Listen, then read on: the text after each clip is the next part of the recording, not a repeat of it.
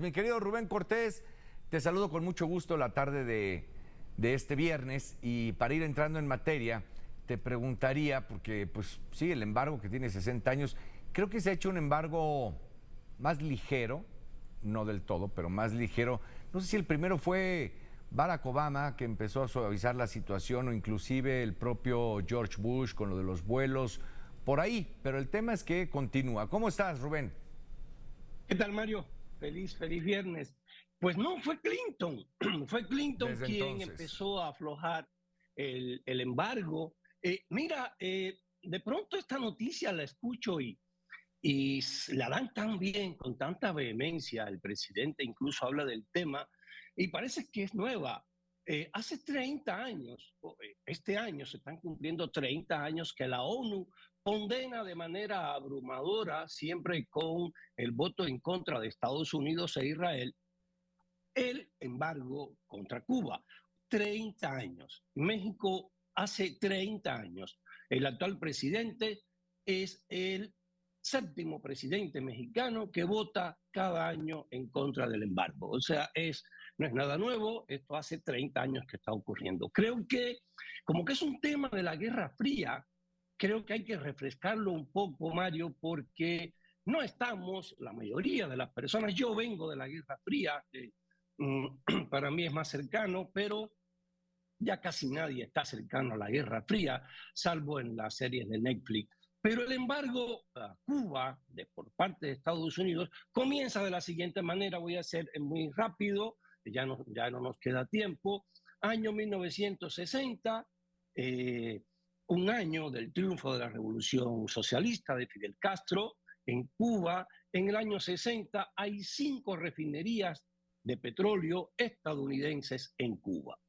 Eh, Fidel Castro les ordena que tienen que refinar petróleo soviético.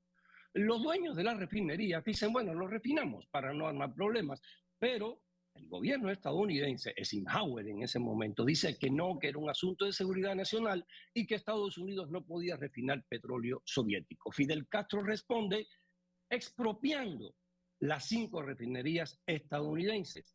Estados Unidos le dice, está bien, las expropias, pero me pagas, según dice la constitución cubana vigente, que es la de 1940, que tienes que pagarle a los empresarios expropiados. Fidel Castro le dice, no pago porque yo no reconozco mi propia constitución. Yo no reconozco la constitución de 1940, Bueno, yo voy a hacer una nueva. porque en su lógica es contra lo que él había luchado, ¿no? Digamos.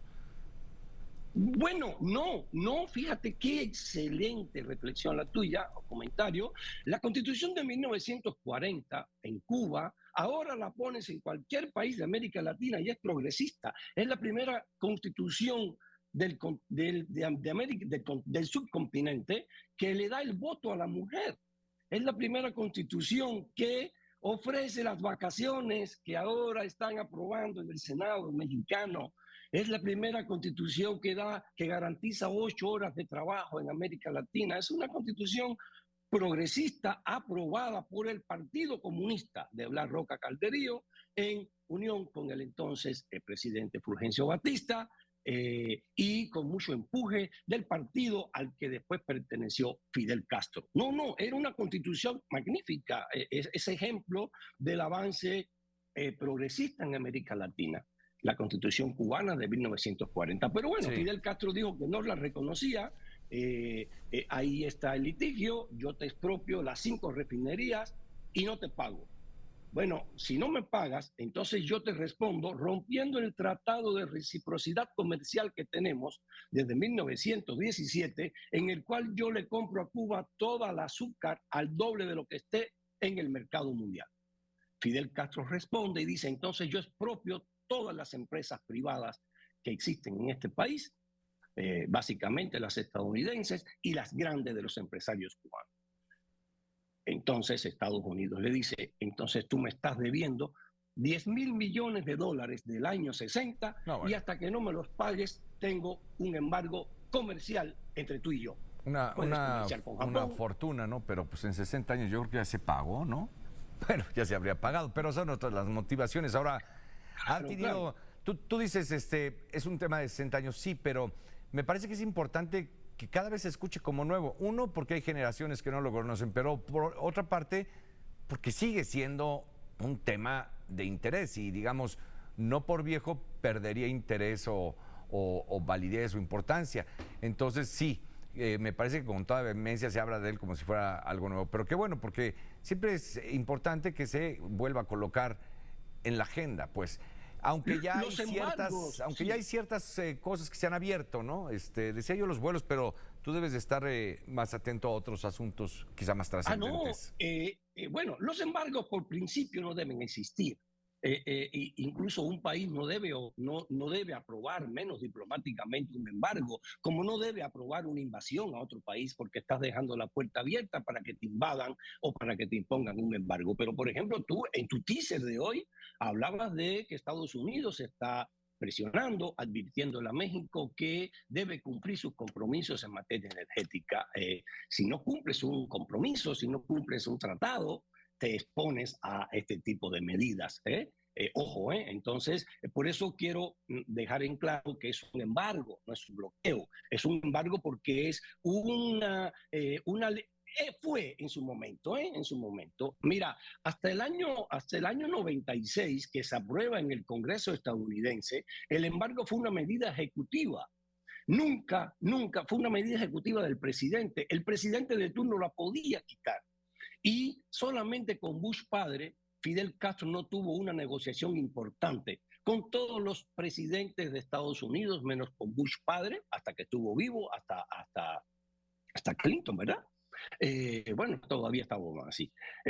Y nunca estuvo el embargo nunca estuvo en exigencia por parte de Cuba. El embargo nunca ha existido en los hechos, porque primero en esos años la Unión Soviética mantenía Cuba y Cuba no le interesaba negociar con Estados Unidos porque no la dejaba la Unión Soviética. Entonces, después el embargo empieza a aligerarse muchísimo en la época de Clinton, peligrosamente para el gobierno cubano, que iba a perder entonces un estandarte propagandístico, y Clinton lo afloja tanto, empieza a vender hasta los postes de la luz en Cuba, hasta el daiquiri que se toma en Cuba llegaba de una empresa en Florida. Entonces se aligeró tanto el embargo que de pronto, o casualidad, Fidel Castro ordena tumbar unas avionetas civiles ahí en los límites de Cuba, y entonces ya no queda más remedio y los grupos cubanos muy fuertes entonces en el sur de la Florida llevan el asunto al Congreso estadounidense, y entonces sí se hace ya se hace legal, es una ley ya en este momento. Ahora, para quitarlo sí tiene que ser con una votación, necesitan mínimo 60 senadores, entonces creo que está difícil. Cuba, todo el pollo que se come en Cuba llega de Texas, muchas medicinas. Ya no está en la lista de países terroristas, ya hay vuelos comerciales, que eso lo impulsó Obama, ¿no? Obama, bueno, Clinton, todo empezó con Clinton, ¿eh? Sí, pero a Obama le toca esa parte, digamos, es al menos quien lo hace. Incluso no estuvo en la discusión, Mario, para restablecer las relaciones diplomáticas. El embargo no estuvo mencionado, solamente los empresarios, los hijos, los herederos y los que queden vivos de aquellos empresarios dijeron, a ver, que no nos paguen los 10.000 millones del año 60, no los queremos, solamente queremos reinvertir, que nos permita reinvertir en la isla de Cuba. Pues no, Raúl Castro dijo, no, eso no. Y no va a pasar. No, eso no. Entonces, no va a pasar que invierta. No quiero Coca-Cola en Cuba, no quiero Pepsi. Pero digo, no va a ocurrir por lo pronto, ¿no? No va a ocurrir por lo pronto. Creo que es meramente propagandístico. Mientras de Estados Unidos llega a Cuba 6.000 millones de dólares al año en remesas en metálico y en remesas en especies.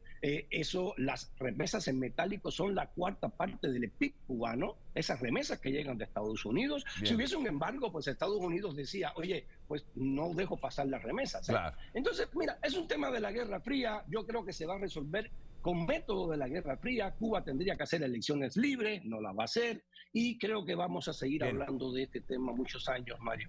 Bien, Rubén, pues muchas gracias por el comentario. Gracias. Abrazo largo. Gracias igualmente. Mario.